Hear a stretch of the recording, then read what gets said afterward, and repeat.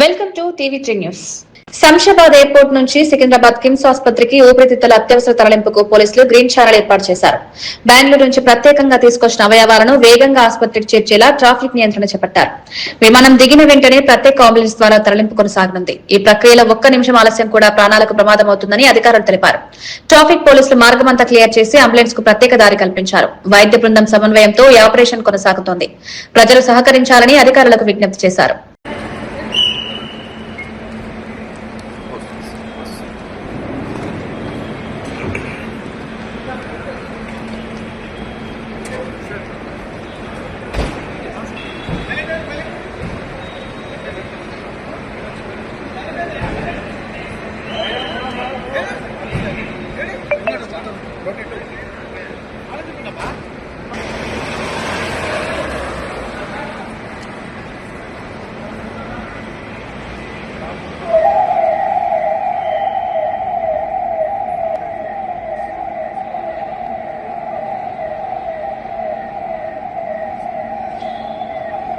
ఎన్నికల సమయంలో వచ్చిన హామీలను ప్రభుత్వం అమలు చేయడంలో విఫలమైందని రైతులు ఆగ్రహం వ్యక్తం చేస్తున్నారు.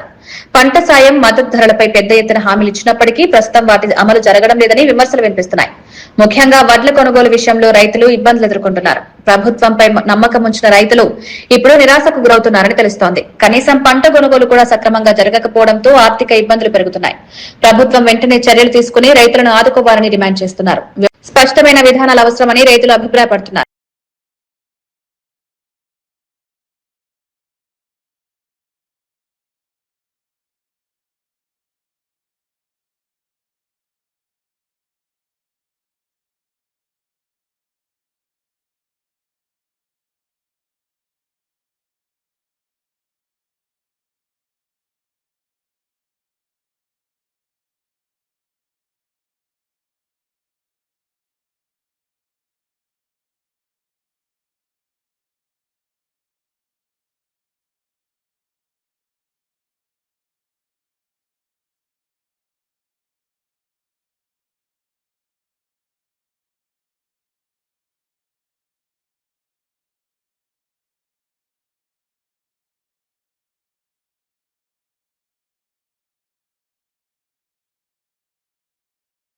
తెలంగాణలో క్రీడల్లో రాణించే యువతకు ప్రభుత్వం పూర్తి మద్దతిస్తుందని సీఎం రేవంత్ రెడ్డి తెలిపారు. బాక్సింగ్ ఛాంపియన్ నిక్కత్ జరీన్ కు గ్రూప్ 1 ఉద్యోగం, 2 కోట్ల నగదు పురస్కారం అందించామన్నారు. క్రికెటర్ మహమ్మద్ సిరాజ్ కు నిబంధనలు సడలించి డీఎస్పీ ఉద్యోగం కల్పించామని వివరించారు. పారాఒలింపిక్స్ లో ప్రతిభ చూపిన దీప్తి జీవన్జీకి కూడా గ్రూప్ 1 ఉద్యోగం ఇచ్చినట్లు పేర్కొన్నారు. క్రీడల కోసం కష్టపడే ప్రతి ఒక్కరికి ప్రభుత్వం అంటగా ఉంటుందని స్పష్టం చేశారు. యువత క్రీడల్లో ముందుకు రావాలని ప్రోత్సహించారు. तेलंगाना में जो पुलिस नेशनल चैंपियनशिप जो बना है, ये इतिहास का इस तारीख गवाह है. इस तारीख याद रखेंगे. आगे भी तेलंगाना इस देश का नाम आप लोग आगे लेकर जाना है. बॉक्सिंग चैंपियनशिप, नेशनल चैंपियनशिप जो लड़की लेकर आई निकत जरीन को मैं ग्रुप 1 जॉब, डीएसपी जॉब देकर सम्मान किए, 2 करोड़ रुपए दिए. क्रिकेट वर्ल्ड चैंपियनशिप सिराजुद्दीन, वो 10वीं पास हुआ, 12 फेल हो गए, 12th फेल हो गए. ग्रुप 1 जॉब देने के लिए कोई मौका ही नहीं है, कोई रूल ही नहीं है. पूरा रूल्स हटा दे के उनको डीएसपी बनाया. आज Indian cricket player Sirajuddin is DSP. Sirajuddin आपके पुलिस का डीएसपी है. ओलंपिक्स में, पैरा ओलंपिक्स में सिल्वर मेडल जो लाई लड़की दीप्ति जवान जी, उनको भी ग्रुप 2 जॉब दिया हुआ है. तो इस मौके पे मैं साफ एक बात कहना चाहता हूं, पढ़े लिखे तो नौकरी मिलता है या नहीं मिलता नहीं बोल सकता हूं, क्योंकि एआई आगे व्हाइट कॉलर जॉब्स मिलना मुश्किल हो गए.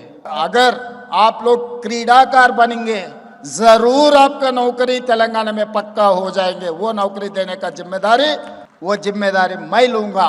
आप लोग मैदान में खड़ा होकर कोशिश करो, अच्छा इंसान बनो, देश का नाम कमाओ. यहाँ पर मंच पे 80 साल के ऊपर नईमुद्दीन साहब यहाँ पर है, Arjun awardee, Dronacharya awardee, football का हैदराबाद के खिलाड़ी, देश का नाम रोशन किया. उनको भी आपके तरफ से मैं उनको भी अभिनंदन देना चाहता हूँ. ये स्पिरिट लेकर जाना आपके राज्यों में. తెలంగాణలో క్రీడారంగ అభివృద్ధి కోసం ప్రభుత్వం సమగ్ర ప్రణాళికతో ముందుకు సాగుతోందని మంత్రి వాకిటి శ్రీహరి తెలిపారు. సీఎం రేవంత్ రెడ్డి క్రీడలకు ప్రాధాన్యమిస్తారని పేర్కొన్నారు. రాష్ట్ర యువత అంతర్జాతీయ స్థాయిలో రాణించాలన్నదే ప్రభుత్వ లక్ష్యమని వివరించారు. ఇందుకోసం పటిష్టమైన స్పోర్ట్స్ పాలసీ రూపొందించాలని తెలిపారు. క్రీడా మౌలిక సదుపాయాల అభివృద్ధి, శిక్షణ కేంద్రాల ఏర్పాటుపై దృష్టి పెట్టామన్నారు. తెలంగాణను ప్రపంచ స్థాయి క్రీడా కేంద్రంగా తీర్చిదిద్దాలన్న సంకల్పం వ్యక్తం చేశారు. अपने अंदर जुनून बैठ के अगर बैठता है कोई प्लेयर, उनके लिए भी दो जोरदार तालियां हो जाए। मैं पुलिस तेलंगाना को बधाई देता हूं। इतनी बड़ा इवेंट यहां पे करके हमारा तेलंगाना का नाम रोशन कर दिया है। फिर एक बार उनको भी बधाई देते हुए, शायद कभी हुआ नहीं था, एक जमाना में फुटबॉल का बहुत प्रेमी तेलंगाना में थे। जब समय के आंध्रा सब मिलके थे, हम आंध्र प्रदेश में बड़े प्लेयर्स भी थे, लेकिन एक 20-25 साल से सब क्रिकेट का क्रेजी में फुटबॉल को भूल चुके थे। आज हमारा तेलंगाना पुलिस, मैं गर्व से कहता हूं, हमारा तेलंगाना पुलिस इतने बड़ा इवेंट करके पूरा देश में फुटबॉल का एक इवेंट बनाने के लिए आगे बढ़ी है। मैं उनको बधाई देता हूं। अपना प्रिय मुख्यमंत्री जी ने आज का दिन ही इसी हैदराबाद में एक जगह आईपीएल मैच स्टार्ट हुआ है। आईपीएल मैच स्टार्ट वहां हुआ है, फुटबॉल का फाइनल मैच यहां हुआ है। अपना प्रिय मुख्यमंत्री फुटबॉल प्रेमी है, इसलिए आईपीएल छोड़ के आप सबके बीच में फुटबॉल खेलने लिए आए। मैं धन्यवाद देता हूं। और जहां तक मेरी सोच है, शायद ही कल के दिन तेलंगाना एक पोटेंशियल स्टेट बन रहा है कि स्पोर्ट्स के लिए, इसके लिए बहुत मेहनत कर रहे हैं हमारे मुख्यमंत्री जी। मैं एक स्पोर्ट्स मिनिस्टर होने के नाते उनको भी बधाई देता हूं, धन्यवाद देता हूं। और एक बार जो 34 स्टेट से आए उन सब కోహిడా ఫ్రూట్ మార్కెట్ భూముల వ్యవహారంపై మాజీ మంత్రి హరీష్ రావు తీవ్ర ఆరోపణలు చేశారు. సుమారు 3,000 కోట్ల విలువైన 200 ఎకరాల భూమిని దళారులకు కట్టబెట్టే ప్రయత్నం జరుగుతోందన్నారు. కేరళకు చెందిన వ్యక్తులు వచ్చి చర్చలు జరిపినట్లు సమాచారం ఉందని పేర్కొన్నారు. ఈ భూములను ఇతర ప్రాజెక్టులకు మళ్లించే కుట్ర జరుగుతోందని విమర్శించారు. రైతుల ప్రయోజనాలను పక్కన పెట్టి ఈ నిర్ణయాలు తీసుకుంటున్నారని ఆరోపించారు. ప్రభుత్వం వెంటనే ఈ అంశంపై స్పష్టతనివ్వాలని డిమాండ్ చేశారు. ఒక ముఖ్యమంత్రి దళారుల కోసమో వ్యాపారుల కోసం పనిచేస్తాడా? లక్షలాది మంది రైతుల భవిష్యత్తు కోసం ఆలోచన చేయాలన్నా ముఖ్యమంత్రి. ఇప్పుడు నువ్వేం చేసినావు? ఈ భూమి టీజీఐసీకి ఇస్తా, ఆన్నెన్నో గుట్టల పొన్న దిల్ భూములు ఉన్నాయి, ఆడ మీకు ఇస్తా అని అంటుండట. ఆ దిల్ భూముల సంగతి తెలియదా మనకు? ఆ దిల్ భూముల మీద ఆంధ్రప్రదేశ్ ప్రభుత్వం, ఈ దిల్లో మాకు కూడా వాటా ఉంది, ఈ దిల్ భూములు షెడ్యూల్ 9 కింద ఉంటాయి. దిల్ అంటే దక్కన్ ఇన్ఫ్రాస్ట్రక్చర్ లిమిటెడ్. ఇది ఏపీ హౌసింగ్ బోర్డులో ఒక సంస్థ దిల్.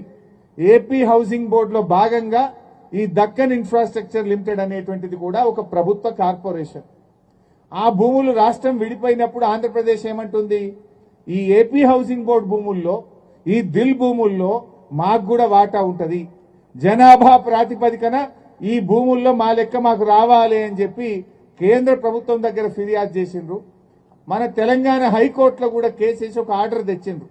ఇలా థర్డ్ పార్టీ ఇంట్రెస్ట్ ను క్రియేట్ చేయొద్దు, థర్డ్ పార్టీకి భూములు కేటాయించొద్దు అని హైకోర్టు ఆల్రెడీ ఆర్డర్. తెలంగాణ ముఖ్యమంత్రి రేవంత్ రెడ్డిపై మాజీ మంత్రి ఎమ్మెల్యే సబితా ఇంద్రారెడ్డి తీవ్ర విమర్శలు చేశారు. భూముల వ్యవహారంలో సీఎం తీరు వివాదాస్పదంగా ఉందని అన్నారు. సూర్యుడి చుట్టూ భూమి తిరుగుతున్నట్లు భూముల చుట్టూ రేవంత్ రెడ్డి తిరుగుతున్నాడని ఘాటుగా విమర్శించారు. ఎక్కడ భూమి కనిపించినా గద్దలా వాలుతున్నాడని వ్యాఖ్యలు చేశారు. రాష్ట్రంలో భూముల విషయంలో అనేక అనుమానాలు తలెత్తుతున్నాయని ప్రభుత్వం స్పష్టతనివ్వాలని డిమాండ్ చేశారు. వాస్తవమే, ఎక్కడ భూమి ఉన్నా కూడా అక్కడ గద్దల్లాగా వాలిపోతా ఉన్నారు. మేము అసలు రోజు మాట్లాడుతున్నాం, అసలు ఏం జరుగుతుంది అసలు రాష్ట్రంలో? రాష్ట్రం పాలన వదిలేశారు. ఎవరేమన్నా కానీ ఏమన్నా అయిపోయి వాళ్ళు అనుకున్న ఎజెండా పూర్తి చేసుకోవడానికి మాత్రమే ప్రభుత్వంలో పెద్దలు పనిచేస్తున్నారు తప్పిస్తే రాష్ట్రం అభివృద్ధి కోసమో ప్రజల మేలు కోసమో పనిచేయాలనే ఆలోచన ప్రభుత్వానికి లేదని తేటతెల్లమైంది. ఖచ్చితంగా మనము ఇదొక్క కిషన్ రెడ్డి గారి నియోజకవర్గానికి సంబంధించిన మార్కెట్ కాదు, ఇది మన రాష్ట్రానికి తలమానికంగా ప్రపంచంలోనే బెస్ట్ సౌకర్యాలతో చేయాలనే ఆలోచన కేసీఆర్ గారు చేశారు. కాబట్టి మనందరి ఆలోచన ఈ మార్కెట్ ఇట్లాగే ఉండాలి, దీన్ని కాపాడుకోవడానికి అందరం కూడా అందరం కూడా గొంతెత్తి మాట్లాడాలి. తప్పకుండా ఏ చిన్న ఇబ్బంది వచ్చినా వేసవి సెలవుల్లో పిల్లలు డిజిటల్ వ్యసనానికి గురి కాకుండా జాగ్రత్తలు తీసుకోవాలని సైబరాబాద్ సిపి సజ్జనార్ సూచించారు. సెలవుల సమయంలో పిల్లలు ఎక్కువగా మొబైల్ ఫోన్లు, గేమ్స్, టీవీపై ఆధారపడకుండా తల్లిదండ్రులు అప్రమత్తంగా ఉండాలన్నారు. గ్యాడ్జెట్ల వినియోగాన్ని పరిమితం చేసి పిల్లలతో సమయం గడపడం ద్వారా వారి మానసిక, శారీరక అభివృద్ధికి తోడ్పడాలని సూచించారు. ఆటలు, పుస్తకాలు, సృజనాత్మక కార్యకలాపాలకు ప్రాధాన్యమివ్వాలని తల్లిదండ్రులకు చెప్పారు. పిల్లలకు గ్యాడ్జెట్ల కంటే తమ సమయాన్ని కానుకగా ఇవ్వడం ద్వారా మంచి అలవాట్లు పొందుతారని సజ్జనార్ తెలిపారు. కుటుంబ సభ్యులతో కలిసి గడిపే సమయం పిల్లల్లో ఆత్మవిశ్వాసాన్ని పెంచుతుందన్నారు. కొన్ని కేసెస్ చూస్తుంటే చాలా బాధ అనిపిస్తుంది. ఎందుకంటే అంతకుముందేమో మనము చిన్నప్పుడు సమ్మర్ హాలిడేస్ వస్తే మన చుట్టాల ఇంటికి కావచ్చు, మన సొంత ఊరు కావచ్చు, లేదంటే దగ్గరున్న ప్లే గ్రౌండ్లో, లేదంటే దగ్గరున్న గల్లీలో మనము ఫ్రెండ్స్తో ఆడుతూ మనం టైం గడిచేది. బట్ ఈ మధ్యలో పిల్లలందరూ కూడా స్మార్ట్ ఫోనే ఒక పెద్ద ఫ్రెండ్ అయిపోయినారు. బయట పోక చాలామంది దానికి అలవాటు అవుతున్నారు. అట్లానే ఇద్దరు పేరెంట్స్ కూడా బిజీ కావడము, పిల్లలతోని టైం గడపకపోవడము, దానివల్ల కూడా వాళ్ళు స్మార్ట్ ఫోన్కి అట్రాక్ట్ కావడం జరుగుతుంది. సో అందుకు ఈ మధ్యలో చూస్తున్నాను, పిల్లల్ని పేరెంట్స్ మందలించినా వాళ్ళు ఇంటి నుంచి వెళ్ళిపోవడము, లేదంటే వాళ్ళు ఎక్కడో బయటికి వెళ్ళిపోవడము, గంటల తర్వాత రావడము, లేదంటే చుట్టాల ఇంటికి వెళ్ళిపోవడము. సో ఇట్లా చేసి పేరెంట్స్ కూడా చాలా అంటే చాలా మానసిక వేదనకి గురి చేస్తున్నారు. ఇంకా మనకు 10th ఎగ్జామ్ అవుతున్నాం, ప్లస్ అట్లానే కొంతమంది 9th ఎగ్జామ్ అయిన తర్వాత కూడా కొంత ఆడపిల్లలు, మగపిల్లలు కూడా కొంచెం మిస్ కావడము, లేదంటే ఎక్కడో వెళ్ళిపోవడము, లేదంటే కొంతమంది ఎగ్జామ్ బాగా రాయలేదన్నది అనుకోవడము, లేదంటే వేరే వాళ్ళు ఎవరో తెలిసిన ఫ్రెండ్, లేదంటే సామాజిక తాణాలు వచ్చిన ఫ్రెండ్తో వెళ్ళిపోవడము, ఇలాంటి కేసెస్ కూడా గతంలో మనము రిపోర్ట్ కావడం చూశాను. అందుకు పేరెంట్స్ అందరూ కూడా కోరుతున్నాను, మీ పిల్లలతో టైం గడపండి. ఎగ్జామ్ టైంలో కూడా వాళ్ళతో ఉండండి. వాళ్ళు ఎవరితో మాట్లాడుతున్నారా, లేదంటే సోషల్ మీడియాలో ఎక్కడాದರೂ వాళ్ళు ఏమాದರೂ షేర్ చేసుకుంటున్నారా, ఏ టైం దాకా లేస్తున్నారు, ఏ టైం దాకా పడుకుంటున్నారు అనే పైన చాలా గమనించాలని చెప్పి కోరుతున్నాను. రంగారెడ్డి జిల్లా నర్సింగ్ లో ఘోర రోడ్డు ప్రమాదం చోటు చేసుకుంది. వేగంగా వెళ్తున్న ఆటో అదుపు తప్పి అకస్మాత్తుగా బోల్తా పడింది. ఈ ప్రమాదంలో ఆటోలో ప్రయాణిస్తున్న పలువురు గాయపడినట్లు స్థానికులు చెప్పారు. ప్రమాదం జరిగిన వెంటనే చుట్టుపక్కల వారు స్పందించి గాయపడిన వారిని సమీప ఆసుపత్రికి తరలించారు. డ్రైవర్ నిర్లక్ష్యంగా వాహనం నడపడం వల్లే ఈ ఘటన జరిగిందని స్థానికులు అంటున్నారు. ప్రమాద సమయంలో ఆటోలో ఎక్కువ మంది ప్రయాణికులు ఉండడంతో గాయాల తీవ్రత పెరిగినట్లు సమాచారం. ఈ ఘటనపై సమాచారం అందుకున్న పోలీసులు అక్కడికి చేరుకుని పరిస్థితిని పరిశీలించారు.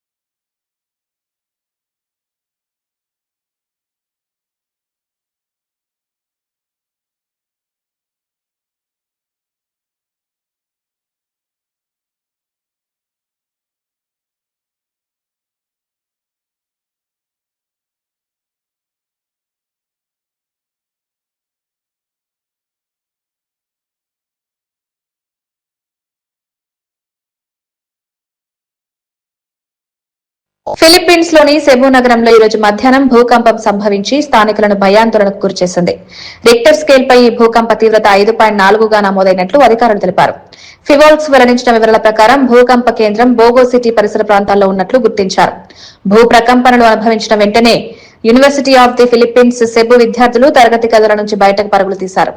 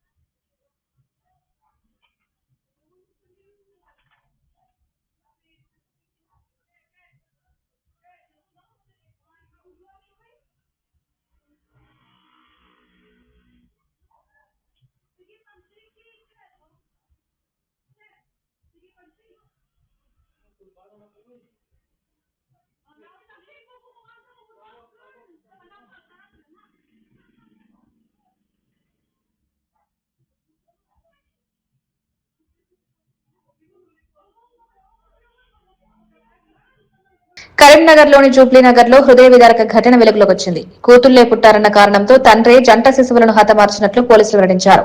పోలీస్ కమిషనర్ గౌస్ ఆలం వివరాల ప్రకారం ఏప్రిల్ 3న ఈ ఘటన జరిగింది. నిందితుడు తన ఇద్దరు చిన్నారులను బావిలోకి తోసి చంపినట్లు దర్యాప్తులో బయటపడింది. శిశువులు పుట్టినప్పటి నుంచే తండ్రి తన భార్యను వేధింపులకు గురిచేస్తూ అబ్బాయి కావాలని ఒత్తిడి తెచ్చినట్లు పోలీసులు తెలిపారు. సేవ్ హిమ్సెల్ఫ్ హి స్టార్టెడ్ యాక్టింగ్. కానీ అప్పుడు అడిగినప్పుడు అతను ఏమన్నారు అంటే, నేను ఇక్కడ వచ్చినప్పుడు నాకు సౌండ్ వచ్చింది వెల్ నుంచి. ఆ సౌండ్ చూసిన తర్వాత నేను చూసాను కింద. అప్పుడు one daughter was scene floating. నేను చాలా ట్రై చేశాను సేవ్ చేయడానికి, కానీ she already died by that time. కానీ సెకండ్ డాటర్ గురించి అడిగినప్పుడు he was not giving clear reply. అంతా ఇంటర్వ్యూషన్ చేసిన తర్వాత వాళ్ళకి డౌట్ వచ్చింది విలేజర్స్, ఇతనికి ఆల్రెడీ ఇష్టం లేదు. చాలా హెరాస్మెంట్ కూడా ఇంతకుముందు చేశారు, చాలా పంచాయతీ కూడా జరిగింది. సో ఇతనికి ఇన్వాల్వ్మెంట్ ఉంటాయి. సో అంతా విలేజర్స్ అగ్రెసివ్ అయ్యారు. చూసిన తర్వాత అక్కడ నుంచి పాడైపోయారు. పోస్ట్ మార్టంలో అదే మనకి మర్డర్ బై డ్రౌనింగ్ వస్తుంది. ఇంకా కన్ఫర్మ్ చేయడానికి FSL కూడా రిపోర్ట్ కోసం పంపిస్తున్నాము. తెలంగాణ ఇంటర్ బోర్డు వద్ద విద్యార్థి సంఘాల నిరసనతో ఉద్రిక్త పరిస్థితులు నెలకొన్నాయి. PDSUతో విద్యార్థులు ముట్టడికి యత్నించారు. నిబంధనలకు విరుద్ధంగా అడ్మిషన్లు తీసుకుంటున్న కాలేజీలపై చర్యలు తీసుకోవాలని డిమాండ్ చేశారు. వేసవి సెలవుల్లో కూడా తరగతులు నిర్వహించడం తప్పని ఆగ్రహం వ్యక్తం చేశారు. ప్రభుత్వ జీవోను ప్రైవేట్ కాలేజీలు పట్టించుకోవడం లేదని ఆరోపించారు. విద్యార్థులపై ఒత్తిడి పెరుగుతోందన్నారు. పరిస్థితి ఉద్రిక్తంగా మారడంతో పోలీసులు జోక్యం చేసుకుని నిరసనకారులను అదుపులోకి తీసుకున్నారు. విద్యార్థి నేతలను అరెస్ట్ చేసి ప్రాంతంలో భద్రత పెంచారు. సమస్యలపై ప్రభుత్వం స్పందించాలని విద్యార్థులు డిమాండ్ చేస్తున్నారు.